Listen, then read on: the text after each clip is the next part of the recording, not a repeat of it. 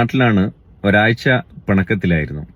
അങ്ങനെ പിണക്കെല്ലാം മാറി ഇണങ്ങിയപ്പം കെട്ടിയവൻ പരാതി പറയാണ്, നിനക്കവിടെ ഉമ്മയും ഉപ്പയും അനുജന്മാരും അനുജത്തിയും ഒക്കെ ഉണ്ട്, ഞാനിവിടെ ഒറ്റക്കാന്നറിയില്ലേ, ഞാൻ എത്ര വേദന സഹിക്കുന്നുണ്ട് എന്നുള്ള വല്ല ബോധവും നിനക്കുണ്ടോ എന്ന് ചോദിച്ചപ്പോൾ അവളെ മറുപടി, നിങ്ങൾ അവിടെ ചങ്ങായിമാരുടെ കൂടെ അടിച്ചു പൊളിക്കുമ്പോൾ നിങ്ങൾക്ക് എന്ത് പണക്കം എന്ത് ഇണക്കം, എന്നിട്ട് എന്നോട് പറയുന്നതെന്നുള്ള ഒരു മറുപടിയിലെല്ലാം ഖലാസ്.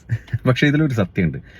നമുക്ക് ഓരോരുത്തരോട് ഓരോ കൈൻഡ് ഓഫ് ഇഷ്ടമാണ്. നമ്മൾ ഉപ്പാക്കും ഉമ്മാക്കും അനുജന്മാർക്കും കൊടുക്കുന്ന ഇഷ്ടത്തിന് ഹൃദയത്തിൽ ഒരാറുണ്ട്. ആലങ്കാരികമായിട്ട് പറഞ്ഞാൽ ഉപ്പാക്കും ഉമ്മാക്കും ഒരാറ, അനുജന്മാർക്ക് ഒരാറ, മക്കൾക്ക് വേറൊരാറ.